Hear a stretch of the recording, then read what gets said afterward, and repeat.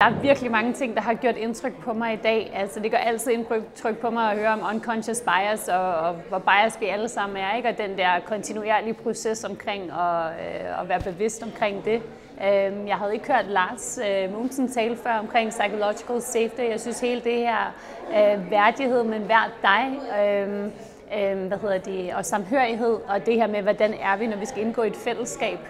Det var en lidt ny vinkel på psychological safety på mig selv, og så Morten Albrecht, det mere sådan filosofiske i forhold til, hvordan de her ting spiller sammen. Så jeg synes, der har været stimuli sådan på alle plan, men også gode praktiske ting. Vores partnerskab med Inspire Beyond Babies betyder for mig, at vi har noget sådan rigtig professionelt indhold også at tilbyde i vores barselsperiode, så det er selvfølgelig vigtigt, at vi har nogle gode rammer at tilbyde, men for mig er det meget et symbol på, at vi også ser barslen som en kompetencegivende periode, så vi dermed tilbyder, at du også kan få fagligt input i den proces.